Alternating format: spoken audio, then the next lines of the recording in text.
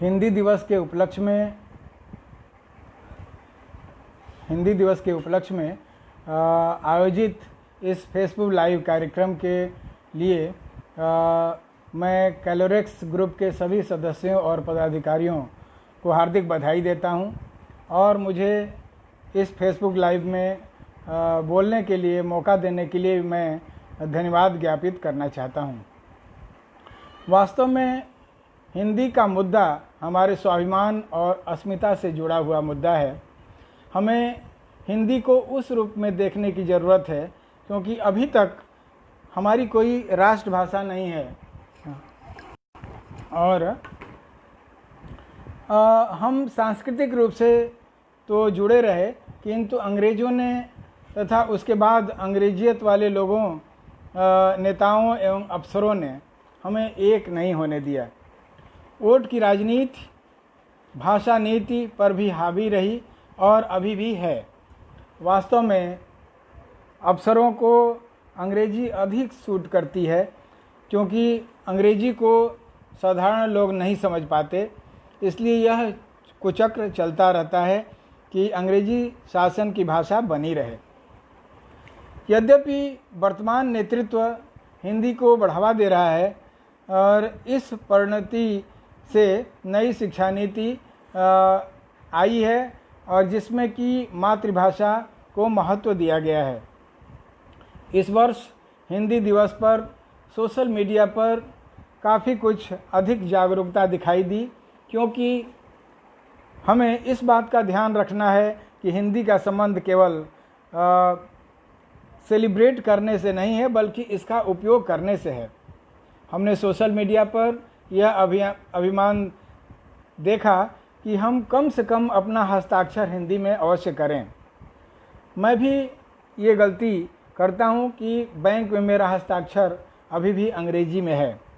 गुजरात विद्यापीठ में मैं गुजराती में हस्ताक्षर अवश्य करता हूँ, लेकिन हमें अपना हस्ताक्षर कम से कम हिंदी में तो करना ही चाहिए। हम देखते हैं कि बैंकों या सरकारी कार्यालयों में ये लिखा रहता है कि आप हिंदी में भी अपना फॉर्म भर सकते हैं या काम कर सकते हैं, लेकिन इसके बावजूद हम ऐसा नहीं करते हैं। आप देख रहे हैं कि अभी हिंदी दिवस के उपलक्ष्य में हिंदी सप्ताह मनाया जा रहा है और सप्ताह मनाने से कुछ दिन तो हिंदी याद रहेगी, लेकिन इसके बाद हम लोग भूल जाते हैं। हमें इस तरफ गंभीरता से विचार करने की ज़रूरत है। विशेषकर युवक युवतियों को हिंदी को अपनी रोज़ रोज़ के कार्यों में उपयोग में लाने की ज़रूरत है। यहाँ पर मैं किसी भी भाषा को उसकी अस्मिता से जोड़ने की बात करता हूँ और एक बहुत ही प्रसिद्ध कविता है कि जो भरा नहीं है भावों से जिसमें बहती रसधार नहीं, जो भरा नहीं है भावों से जिसमें बहती रसधार नहीं, वह हृदय नहीं है पत्थर है जिसमें स्वदेश से प्यार नहीं। और स्वदेश से प्यार के लिए एक राष्ट्रभाषा का होना बहुत ज़रूरी है। किसी भी नागरिक के लिए राष्ट्र से प्रेम करना बहुत ज़रूरी है और राष्ट्र का आधार उसकी भाषा है। भाषा किसी भी समाज की अस्मिता का अपरिहार्य अंग है। किसी भी देश के लिए ज़रूरी है कि उसकी एक राष्ट्रभाषा हो और हिंदी ही वह भाषा है जो पूरे भारत को एकता के सूत्र में पिरोती है। हिंदी राष्ट्रीय अस्मिता और गौरव का प्रतीक है। हम अगर हिंदी के विकास और विस्तार के बारे में अगर चर्चा करें तो 14वीं शताब्दी से 18वीं शताब्दी तक भारत में भाषा के रूप में ब्रज भाषा का विस्तार पूरे देश में था और इसका साहित्य भी अधिक समृद्ध था। इसके साथ ही देश में अवधी, मैथिली, राजस्थानी आदि भाषाएं भी थीं, किंतु बाद में इन सभी भाषाओं के स्थान पर हिंदी का विकास हो गया और ये भाषाएं बोली के रूप में रह गईं। किंतु हिंदी के विकास में इन बोलियों का महत्वपूर्ण योगदान है। अगर भोजपुरी बोली की बात करें तो लगभग 20 करोड़ लोग पूरे विश्व में भोजपुरी बोली बोलते हैं। यहाँ पर यह बताना भी समीचीन होगा कि इन बोलियों के मिश्रण से ही खड़ी बोली का प्रचार प्रसार हुआ। तत्कालीन शासक वर्ग ने भी इसे स्वीकार किया, क्योंकि इससे शासन करने में उन्हें आसानी हुई। उत्तर भारत के राजाओं और सुल्तानों ने दक्षिण भारत के कुछ भागों बीजापुर, गोलकुंडा, गुलबर्गा और बीदर आदि पर अपना शासन स्थापित किया, जिससे वहाँ भी दक्षिणी हिंदी प्रचलित हो गई। दक्षिणी हिंदी को हम आज की हिंदी और उर्दू का अगर मिला जुला रूप कह सकते हैं। कहने का तात्पर्य यह है कि अंग्रेज़ों के आगमन के पूर्व हिंदी किसी न किसी रूप में देश के अधिकतर भागों में प्रचलित थी। यदि हम हिंदी की उत्पत्ति की सीधे सीधे बात करें तो यह मान सकते हैं कि हिंदी की उत्पत्ति अपभ्रंश भाषाओं और से हुई, और अपभ्रंश भाषाओं की उत्पत्ति प्राकृत से हुई। और प्राकृत क्या है? प्राकृतिक पहले की पुरानी बोलचाल की संस्कृत भाषा थी, जिसमें कि पाली भाषा भी शामिल थी। हम हिंदी की उत्पत्ति के विकास में न जाकर के यह देखते हैं कि इसका विस्तार कैसे हुआ। मध्यकाल में हिंदी के विकास में संतों का महान योगदान है। 14वीं शताब्दी में उत्तर भारत के एक महान संत हुए स्वामी रामानंद। स्वामी रामानंद ने सबसे पहले संस्कृत में पुस्तक न लिख करके उन्होंने हिंदी में पुस्तक लिखी, और उनके बाद कबीरदास, रविदास आदि जो कि उनके शिष्य थे, उनके कार्य को आगे बढ़ाया और हिंदी में रचनाएं की।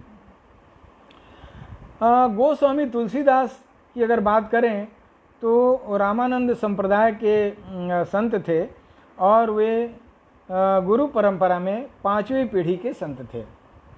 और आप जानते हैं कि गोस्वामी तुलसीदास का प्रसिद्ध ग्रंथ रामचरितमानस हिंदी को विश्वव्यापी बनाने में कितना महत्वपूर्ण योगदान उसने दिया है, ये बताने की ज़रूरत नहीं है।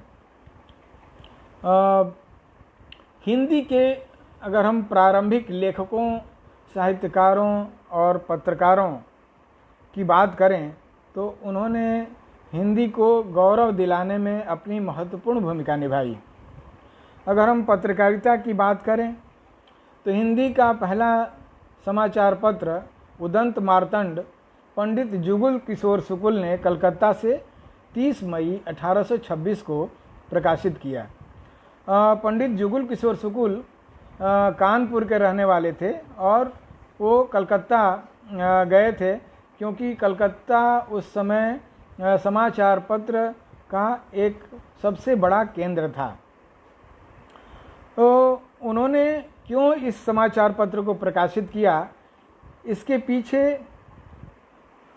उनके मन में हिंदी के प्रति प्रेम एवं राष्ट्रीय अस्मिता थी। उन्हें इस बात की पीड़ा थी कि अंग्रेजी, फारसी और बंगला में तो पत्र प्रकाशित होते हैं, किंतु हिंदी में कोई भी अखबार प्रकाशित नहीं हो रहा है। उन्होंने लिखा अपने उदंत मार्तंड में पहले अंक में लिखा कि यह उदंत मार्तंड पहले पहल हिंदुस्तानियों के हित के हेत। अब भाषा पर भी जरा सा गौर करिए कि उस समय की भाषा, हिंदी भाषा कैसी थी। उन्होंने लिखा कि हिंदुस्तानियों के हित के हेत, मतलब कि उनके हित के लिए, जो आज तक किसी ने नहीं चलाया, पर अंग्रेजी और फारसी और बंगले में जो समाचार का कागज़ छपता है, उसका सुख उन बोलियों के जानने और पढ़ने वालों को होता है। इससे सत्य समाचार हिंदुस्तानी लोग देखकर और पढ़कर समझ लें और पराई की अपेक्षा न करें, मतलब कि पराई भाषा की अपेक्षा न करें, तो अपने भाषा की उपज न छोड़ें। इसलिए बड़े दयावान, करुणा और गुण के निधान ऐसे साहब में चित्त लगा के एक प्रकार से नया ठाटा। उसके बाद वो फट गया है अखबार और पढ़ने में नहीं आता है। तो हम कह सकते हैं कि उस समय लोगों के मन में हिंदी के प्रति कितना प्रेम था और उसको अपनी भाषा मानते थे और वो चाहते थे कि हमारे भी भाषा में अखबार छपे। तो पंडित ये शुक्ल जी ने सबसे पहले उदंत मार्तंड 1826 में प्रकाशित किया और ये अखबार लगभग 1.5 वर्ष तक चला और बाद में आर्थिक अभाव में बंद हो गया। तो इस पत्र में हिंदी, संस्कृत, ब्रजभाषा और फारसी के शब्द भी मिलते हैं। मैंने पहले ही कहा कि हिंदी को समृद्ध बनाने में कई भाषाओं के शब्द लिए गए हैं और इससे हिंदी समृद्ध हुई है। मैं पत्रकारिता के विस्तार और इसके इतिहास की चर्चा मैं नहीं करूंगा, क्योंकि और भी अखबार बहुत सारे हुए, उनकी देखा देखी बहुत सारे अखबार निकले। तो मैं वहाँ पर यही चर्चा खाली करूँगा कि हिंदी का जो हिंदी प्रदेश से जो सबसे पहला अखबार था बनारस अखबार, बनारस या वाराणसी से छपा और इसमें हिंदी और उर्दू दोनों भाषाओं में शब्द रहते थे और छपता भी था। अब हम हिंदी के विकास में महात्मा गांधी के योगदान की चर्चा करूंगा, क्योंकि महात्मा गांधी के योगदान की चर्चा किए बिना हिंदी का विकास अधूरा माना जाएगा। तो महात्मा गांधी आप जानते हैं कि सन 1915 ईस्वी में दक्षिण अफ्रीका से भारत आए और इसके पूर्व वो दक्षिण अफ्रीका में उन्होंने सन 1903 में इंडियन ओपिनियन नाम का पत्र प्रकाशित किया था और वो जो पत्र था वो मूल रूप से भारतीयों की समस्याओं को उजागर करने के लिए उन्होंने निकाला था, क्योंकि वहाँ पर जो भारत के लोग गए थे उनको बहुत परेशानी का सामना करना पड़ रहा था। और आप जानते हैं कि दक्षिण अफ्रीका में अश्वेत व्यवस्था भी बहुत ज़्यादा थी। अश्वेतों के प्रति बहुत सारा वहाँ के लोगों के मन में द्वेष था, विद्वेष था और उसी अश्वेत में भारत के लोग भी आते थे। तो महात्मा गांधी ने यह महसूस किया कि देश में वो उनका जो पत्र था वो एक साथ 4 भाषाओं में छपता था। गुजराती, क्योंकि गुजराती लोग भी थे, अंग्रेजी के ताकि अंग्रेज़ों को समझ में आ सके कि क्या छपा है, हिंदी और तमिल में छपता था। और उन्होंने महात्मा गांधी ने ये कहा भी है कि अगर इतना मैं निश्चित रूप से कह सकता हूँ कि अगर मैंने इंडियन ओपिनियन नामक पत्र निकाला नहीं होता तो मैं भारतीयों की लड़ाई में वहाँ लड़ नहीं पाता। तो आप समझ सकते हैं कि महात्मा गांधी ने वहाँ पर भी दक्षिण अफ्रीका में शुरू किया। लेकिन महात्मा गांधी जो है ये जानते थे कि अखबार का क्या महत्व होता है और जब वो 1915 में यहाँ आए तो यहाँ भी उन्होंने अखबार निकालना शुरू किया, यंग इंडिया, नवजीवन और बाद में हिंदी नवजीवन में भी निकाला, हिंदी में भी। तो बाद में उन्होंने अपने पत्रों का नाम हरिजन कर दिया और हरिजन तीनों भाषाओं में छपता था, अंग्रेजी, गुजराती और हिंदी में। तो लेकिन मैं जो बात करना चाहता हूँ और कि महात्मा गांधी ने ये महसूस किया कि देश में अंग्रेजी का बोलबाला है और आम जनता अंग्रेजी समझती नहीं है। उन्होंने कांग्रेस के अधिवेशन में बड़े बड़े नेताओं से कहा, क्योंकि बड़े बड़े नेताओं ने उसमें बहुत सारे, मैं नाम नहीं लूँगा, लेकिन आप समझ सकते हैं कि उस समय के बड़े नेता कौन थे। तो तिलक जी भी उसमें थे। तो सब लोगों ने अधिवेशन में अंग्रेजी में भाषण दिया। तो महात्मा गांधी ने लोगों से ये प्रश्न किया कि कितने लोगों को समझ में आया। तो अंग्रेज़ों का शासन होने के बावजूद लोगों ने नकारात्मक उत्तर दिया और कहा कि बहुत कम लोगों ने ये कहा कि हमको अंग्रेजी में भाषण समझ में आया।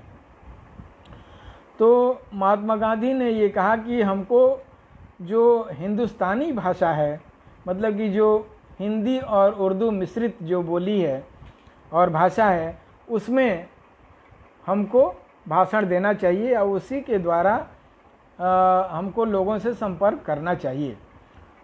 जैसा कि मुझे मालूम है कि आप लोगों में से अधिकतर लोग थोड़ा मीडिया से भी जुड़े हैं और शिक्षक भी हैं और विद्यार्थी भी हैं। तो मैं ये कहूँगा कि हिंदी भाषी होने के बावजूद, मतलब कि हिंदी भाषी क्षेत्र के न होने के बावजूद महात्मा गांधी ने हिंदी में भाषण दिया और इससे वो लोगों के साथ जुड़ते चले गए। और इसीलिए हम कहते हैं कि महात्मा गांधी क्यों सफल हुए, उनका आंदोलन क्यों सफल हुआ। तो हम ये कह सकते हैं कि उसमें एक कारण ये भी है, कम्युनिकेशन, लोगों से संवाद और लोगों से जुड़ाव। तो दूसरा प्रकरण मैं महात्मा गांधी का ये बताना चाहूँगा कि आप जानते हैं कि 1916 में पंडित मदन मोहन मालवीय ने काशी हिंदू विश्वविद्यालय की वाराणसी में स्थापना की और वो दिन था 4 फरवरी 1916 और वो उद्घाटन करने के लिए तत्कालीन वायसराय लॉर्ड हार्डिंग्स को विशेष रूप से उन्होंने बुलाया था और देश के बड़े बड़े राजा महाराजा आए थे, क्योंकि उन सबों ने भी चंदा दिया था काशी हिंदू विश्वविद्यालय की स्थापना करने के लिए। और महात्मा गांधी ने एक अविस्मरणीय भाषण ऐसा दिया कि वो आज भी उनको याद रखा जाता है। उन्होंने कहा, जब महात्मा गांधी की बारी आई तो उन्होंने क्या कहा कि यह हमारे लिए घोर अपमान और शर्म की बात है। और सबके सामने एनी बेसेंट भी थी उसमें। तो उन्होंने कहा कि यह हमारे लिए घोर अपमान और शर्म की बात है कि आज की शाम इस महाविद्यालय की छाया में, इस पवित्र शहर में अपने देशवासियों से मुझे ऐसी भाषा में संबोधन करने के लिए मजबूर किया गया जो मेरे लिए विदेशी है। मतलब कि आप जानते हैं कि गांधी जी की अंग्रेजी अच्छी थी, लेकिन इसके बावजूद उन्होंने अंग्रेजी को विदेशी भाषा कहा। उन्होंने कहा कि मैं जानता हूं कि जो लोग पिछले 2 दिनों से दिए जा रहे भाषण को सुन रहे हैं, अगर भाषणों के आधार पर उनकी जांच की जाए और मुझे उनका परीक्षक नियुक्त किया जाए तो ज़्यादातर लोग फेल हो जाएंगे, क्योंकि उनके द्वारा जो भाषण दिया गया, उनके संदेश उनके दिलों तक नहीं पहुंच पाए। और आगे उन्होंने कहा, मैं बीच का छोड़ दे रहा हूँ, बहुत लंबा चौड़ा भाषण है, लेकिन मैं आगे उन्होंने जो कहा उसको सुनिए। और सभी जो नवयुवक हैं उनको भी और शिक्षक वर्ग हैं उनको भी ध्यान रखना चाहिए कि महात्मा गांधी ने कहा कि मैं आशा करता हूँ कि नौजवान जो यहाँ आएँ, मतलब कि काशी हिंदू विश्वविद्यालय माने कि बनारस हिंदू यूनिवर्सिटी में जो पढ़ने के लिए आएँ, वो अपनी भाषा के माध्यम से शिक्षा प्राप्त कर पाएंगे, ऐसा ये यूनिवर्सिटी सुनिश्चित करेगी। उन्होंने कहा कि हमारी भाषाएं हमारा अक्स हैं। अक्स आप जानते ही हैं कि हमारा चेहरा है एक तरह से।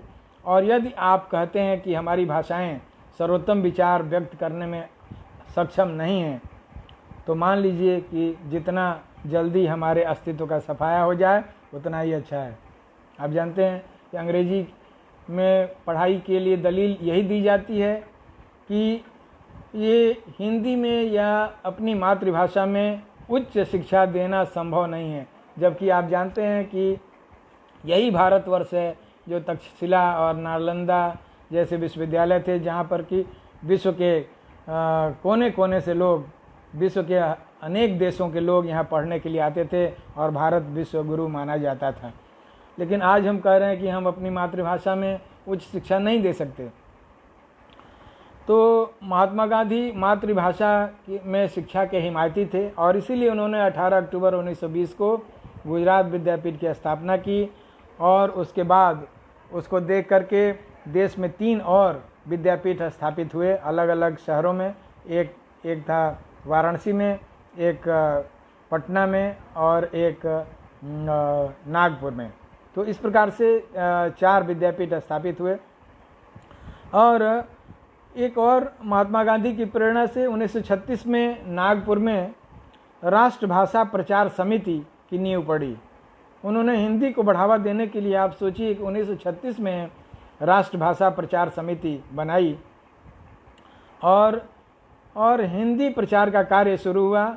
और हिंदी प्रचार का कार्य वैसे 1921 से ही शुरू हो गया था। मुंबई में हिंदी का प्रचार कार्य 1921 में हुआ था और लोकमान्य तिलक ने भी हिंदी के महत्व को स्वीकार किया था।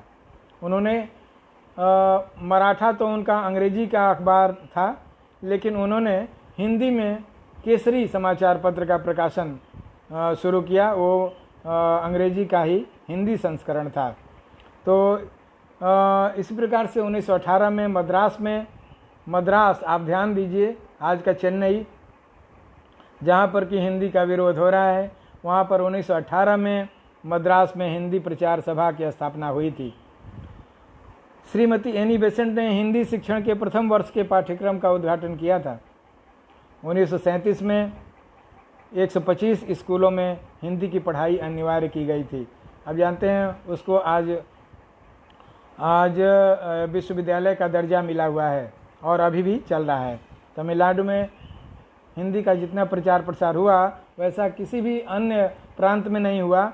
यह बात अलग है कि राजनीति के चलते वहाँ हिंदी का विरोध होने लगा, बाद में शुरू हुआ। अगर हम गुजरात की बात करें तो गुजराती और हिंदी का निकटतम संबंध है। 10वीं शताब्दी में पुरानी गुजराती और पुरानी हिंदी आपस में एक जैसी ही थी। गुजरात के भक्त कवि नरसिंह मेहता के भजनों में राजस्थानी भाषा का पुट है। सहजानंद स्वामी के प्रभाव से स्वामीनारायण संप्रदाय की स्थापना हुई, जिसमें गुजराती तथा हिंदी दोनों को अपनाया गया। और आप जानते हैं कि स्वामी दयानंद सरस्वती ने हिंदी के विस्तार में बहुत महत्वपूर्ण भूमिका निभाई, जो गुजरात के ही रहने वाले थे। अब हम उसके बाद हम आधुनिक समय में आते हैं, जिसके लिए आज हम 14 सितंबर को हिंदी दिवस मना रहे हैं और ये कार्यक्रम भी उसी के उपलक्ष्य में मनाया जा रहा है या आयोजित किया गया है। तो देश के स्वतंत्र होने के बाद हिंदी को राजभाषा के रूप में स्वीकार किया गया। आप ये ध्यान दीजिए कि राजभाषा में हुआ, न कि राष्ट्रभाषा नहीं बनी, राजभाषा के रूप में, मतलब कि सरकारी कामकाज हिंदी में किया जा सकता है। लेकिन शुरू के 5 सालों में ये हुआ कि अंग्रेजी में ही काम करना पड़ेगा, क्योंकि अभी उतना हिंदी में अभी विकास, मतलब कि अभी तैयार लोग नहीं थे, इसलिए अंग्रेजी में किया गया। और इसीलिए 14 सितंबर को हिंदी दिवस के रूप में मनाया जाता है। संविधान के अनुच्छेद, मतलब कि आर्टिकल 343 से 351 तक इसके प्रयोग के लिए प्रावधान किए गए हैं। ऐसे वर्तमान स्थिति से पहुंचने के लिए हिंदी को एक लंबा सफ़र तय करना पड़ा है। आप जानते हैं कि अभी तो स्थिति ठीक है और कई राज्यों में जो हिंदी प्रदेश हैं उनमें तो सरकारी भाषा पूरी तरह से हिंदी को मान लिया गया है, लेकिन अभी पूरे देश स्तर पर ऐसा लागू नहीं है। अंग्रेजी को भी अभी उतना महत्व दिया गया है और अंग्रेजी में भी किया जा सकता है। 1952 में शिक्षा मंत्रालय द्वारा हिंदी भाषा का प्रशिक्षण ऐच्छिक तौर पर प्रारंभ किया गया और इसी वर्ष 27 मई 1952 को राज्यपालों के न्यायाधीशों की नियुक्तियों में अंग्रेजी भाषा के अतिरिक्त हिंदी भाषा का प्रयोग करने के लिए प्राधिकृत किया गया। 3 दिसंबर 1955 को संविधान के अनुच्छेद 343(2) के द्वारा दी गई शक्तियों का प्रयोग करते हुए संघ के कुछ कार्यों के लिए अंग्रेजी भाषा के अतिरिक्त हिंदी भाषा का प्रयोग करने के लिए आदेश जारी किया गया। अब ये तो हुई हिंदी की सरकारी स्थिति, किंतु आज हम देख रहे हैं कि हिंदी का वर्चस्व देश और विश्व में बढ़ता जा रहा है। अब लोग उसको स्वीकार कर रहे हैं और हिंदी का महत्व दिनों दिन बढ़ता जा रहा है। विशेषकर मीडिया के क्षेत्र में अगर हम देखें तो आज सबसे अधिक सर्कुलेशन वाले अखबार हिंदी के अखबार हैं। और मीडिया संदेशों को लोगों तक पहुंचाने के लिए जो आप जानते हैं कि सशक्त माध्यम है और 130 करोड़ लोगों तक कोई भी बात पहुंचाने के लिए अंग्रेजी के माध्यम से तो नहीं पहुंचा जा सकता। इसके लिए हिंदी का न चाहते हुए भी किसी को हिंदी का प्रयोग तो करना ही पड़ेगा। और मैं अभी एक टेलीविज़न चैनल के एक बड़े पत्रकार को सुन रहा था। उन्होंने कहा कि मैंने बहुत भारी गलती की कि मैंने 25 साल तक अंग्रेजी की पत्रकारिता की। अगर मैंने शुरू से अगर हिंदी की पत्रकारिता की होती तो मैं ज़्यादा से ज़्यादा लोगों तक पहुंच पाया होता। तो ये आप टिप्पणी सुन सकते हैं। आज विश्व के 140 भारत को छोड़ करके विश्व के 140 से अधिक विश्वविद्यालयों में हिंदी की पढ़ाई हो रही है। विदेशी लोग हिंदी सीख रहे हैं। इस प्रकार हिंदी का वर्चस्व दिनों दिन बढ़ता जा रहा है।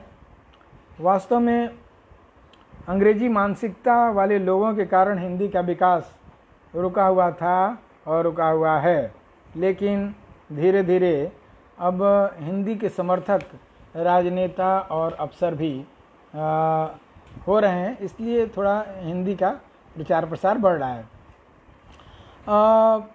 भूमंडलीकरण का जो प्रभाव निश्चित रूप से हिंदी पर पड़ा है, क्योंकि हिंदी में अंग्रेजी तथा अन्य क्षेत्रीय भाषाओं और बोलियों के शब्द जुड़ते जा रहे हैं और भूमंडलीकरण का मुख्य प्रभाव आप जानते हैं कि आर्थिक है। और वर्तमान परिस्थिति को देखते हुए हिंदी सबसे उपयुक्त भाषा लोगों को लग रही है, क्योंकि कंपनियां ये समझ रही हैं कि विज्ञापन हमको हिंदी में ही देना पड़ेगा, तभी हम लोगों सकते हैं। और हिंदी और राष्ट्रीय भाषाओं का, भारतीय भाषाओं का महत्व भी बढ़ रहा है, क्योंकि लोगों को अब अपनी अस्मिता और राष्ट्रवाद की भावना भी ध्यान में आ रहा है और उनमें ये भावना मजबूत भी हो रही है। ऐसा वातावरण बनता जा रहा है। हम यहाँ पर ये कहेंगे कि जो नई शिक्षा नीति आई है, ये बहुत ही एक प्रकार से मातृभाषाओं या जो भारतीय भाषाएं हैं उनको आगे बढ़ाने में इनका बहुत ही महत्वपूर्ण योगदान मिलेगा, ऐसा मेरा मानना है। क्योंकि इसमें कहा गया है कि प्राइमरी तक हर बच्चे को मातृभाषा में ही शिक्षा देनी है, क्योंकि ऐसा माना जा रहा है कि बच्चा जिस वातावरण में रहता है उसी भाषा में आसानी से सीख सकता है। और आप जानते हैं कि घर में तो अंग्रेजी बोली नहीं जाती, बहुत कम लोग हैं कि जिनके घरों में अंग्रेजी बोली जाती है। तो जो कोई भी बच्चा है वो शुरू में छोटे स्तर पर अपनी आयु में वो अपनी मातृभाषा में ही सीख सकता है। अब ये सवाल ये है कि इसको कैसे लागू किया जाए, ये बड़ी बात है। अभी अंग्रेजी माध्यम के स्कूलों ने इसका विरोध भी किया है, क्योंकि उनके बिजनेस पर असर पड़ेगा, व्यापार पर असर पड़ेगा, क्योंकि शिक्षा को उन्होंने व्यापार बनाया है। और आप जानते हैं अक्सर ये वाली मतलब कि अभिभावक और बात होती रहती है, सरकार और स्कूल के प्रबंधकों के बीच में बात होती रहती है फीस को लेकर के। तो इस प्रकार से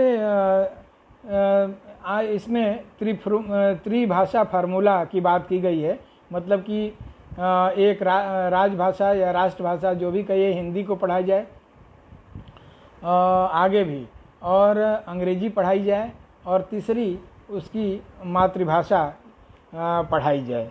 तो ये त्रिभाषा फार्मूला को लागू करने की बात है। ये भी कहा गया है कि ये हिंदी थोपने की बात नहीं है।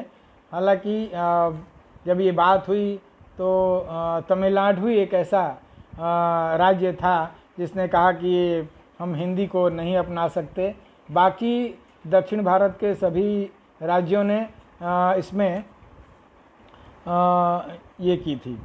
अब मैं एक ये बात बताना चाहता हूँ कि कोई भी भाषा बाद में भी सीखी जा सकती है। एक मैं उदाहरण देता हूँ कि मैं बीए में पढ़ता था और एक लड़का ऐसा था कि वो गांव का विद्यार्थी था, उसने इंटरमीडिएट तक अंग्रेजी नहीं पढ़ी थी। उसने बीए में एडमिशन लिया, अंग्रेजी लिया, और उसने बीए पास भी किया। बाद में उसने स्पेनिश और फ्रेंच सीखी, और जो आज वो वाराणसी में बहुत बड़ा टूरिस्ट गाइड है।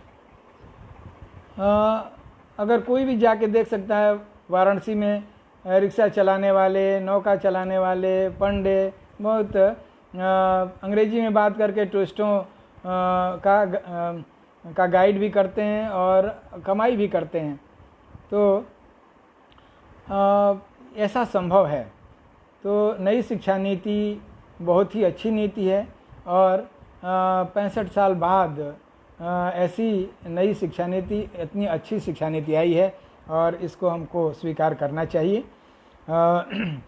लेकिन अब एक ख़राब अनुभव मैं बता रहा हूँ कि जो मानसिकता है, मैं एक बार एक सहायक प्रोफेसर का इंटरव्यू देने गया था और एक बार एसोसिएट प्रोफेसर का इंटरव्यू देने गया था। तो वहाँ पर दोनों वाइस चांसलरों ने, अलग अलग विश्वविद्यालयों के, उन्होंने कहा कि please don't speak in Hindi. उन्होंने कहा कि भाई हिंदी में यहाँ पर बात नहीं हो सकता। अभी एक केंद्रीय विश्वविद्यालय की मैं बात बता रहा हूँ, बहुत ही पिछड़े जगह पर है, और वहाँ के जो वाइस चांसलर थे वो हिंदी के प्रोफेसर थे, और उन्होंने कहा कि इस विश्वविद्यालय में हिंदी माध्यम से पढ़ाई नहीं हो सकती। उन्होंने एक फरमान जारी किया। तो ये जो स्थितियाँ हैं मैं बता रहा हूँ। अब ये हाल की मैं बात बता रहा हूँ 1-2 दिन के अंदर, कि हमें ये सोच बदलनी होगी। मैं एक विश्वविद्यालय में एक साक्षात्कार लेने में खुद गया था, और वहाँ का माहौल अंग्रेजी में था, और सभी जो एक्सपर्ट थे सब इंग्लिश में बात कर रहे थे, प्रश्न पूछ रहे थे, और जो अभ्यर्थी था वो भी अंग्रेजी में उत्तर दे रहा था। लेकिन तो देखा देखी मैंने भी अंग्रेजी में प्रश्न किया, लेकिन मुझे खुशी तब हुई कि एक बड़े केंद्रीय विश्वविद्यालय के कुलपति जो ऑनलाइन इंटरव्यू ले रहे थे, उन्होंने कई प्रश्न हिंदी में किया, और मुझे तो बड़ी खुशी हुई कि अब देखिए उनका बहुत अच्छा नाम है। ऐसा नहीं कि उनको अंग्रेजी नहीं आती है, लेकिन उन्होंने हिंदी में प्रश्न किए, तो मुझे बहुत खुशी हुई। हमें ये अपनी सोच बदलनी होगी। ये आदरणीय उमेश जी ने जब बात किया था हमसे बात करने के लिए इस फेसबुक लाइव के, तो उन्होंने पूछा कि पोस्टर बनाना है सर, और हिंदी में कोई विशेष उपलब्धि हो तो बताइए। लेकिन वास्तव में मेरी कोई विशेष उपलब्धि हिंदी में नहीं है, क्योंकि मैंने हिंदी साहित्य नहीं पढ़ा। लेकिन मेरी उपलब्धि एक ही है कि मैंने हिंदी माध्यम से पढ़ाई की और हिंदी अखबार में काम किया, और मैंने 4 पुस्तकें हिंदी में लिखी हैं। तो इस प्रकार से मेरा हिंदी में योगदान यही है। अब मैं शुरू में आया तो एक सज्जन ने कहा कि गुजराती का हिंदी में ट्रांसलेशन कर दीजिए बुक का। तो मैंने कहा कि मैं नहीं कर सकता। उन्होंने कहा क्यों नहीं कर सकते, तो आप करिए। मैंने कोशिश किया तो मैंने कर भी दिया। तो हमें इस प्रकार से मिलजुल करके हिंदी को समृद्ध करना है, और देश का तभी गौरव बढ़ सकता है। तो मैं यहाँ पर इस बात को कहना चाहता हूँ। मेरे ख्याल से हमें हिंदी दिवस पर हमें यही संकल्प लेना होगा कि हमें हिंदी को आगे बढ़ाना है और हमें इसको राजभाषा से राष्ट्रभाषा का दर्जा दिलाना है। और हम ये संकल्प लेंगे तो हम हिंदी के प्रति न्याय कर पाएंगे और हिंदी दिवस मनाना सार्थक कर सकेंगे। मुझे ये हिंदी दिवस के उपलक्ष्य में बहुत सारे अच्छे कमेंट आए सोशल मीडिया पर, मुझे बहुत अच्छे लगे और मैंने भी थोड़ा किया। तो मैं तो ये कहूँगा कि ये जो कार्यक्रम आप लोगों ने किया है, तो मैं ये आप सभी लोगों को बधाई देता हूँ हृदय से कि आपने इस कार्यक्रम को आयोजित किया। और मैं इस संस्था से जुड़े हुए सभी पदाधिकारियों, सदस्यों के प्रति आभार व्यक्त करता हूँ कि मुझे इस अवसर पर बोलने का अवसर प्रदान किया। और इसके साथ ही जितने लोग फेसबुक लाइव से जुड़े हुए हैं और जो हमारी बात को सुन रहे हैं, उनके प्रति भी मैं आभार व्यक्त करना चाहता हूं कि उन्होंने इतना कीमती अपना समय निकाल करके और हम लोगों से जुड़े रहे। तो मैं एक बार बहुत ही मैं सभी लोगों को बधाई देना चाहता हूं और साथ ही कैलोरेक्स ग्रुप के सभी सदस्यों को मैं धन्यवाद देता हूं, बधाई देता हूं। और मुझे आशा है कि आप लोग हिंदी को बढ़ावा देने में अपना योगदान देंगे और कम से कम हस्ताक्षर या जहां संभव होगा, जितना संभव हो सकता है इस माहौल में हिंदी को स्वीकार करेंगे, जिससे कि भावी समय में, आगामी समय में हिंदी को राष्ट्रभाषा का दर्जा दिलाने में हम लोग सफल हो सकें, जिससे कि हमारे राष्ट्र का गौरव और राष्ट्र की अस्मिता बढ़े। तो मैं इन्हीं शब्दों के साथ अपनी बात समाप्त करता हूँ। बहुत बहुत धन्यवाद।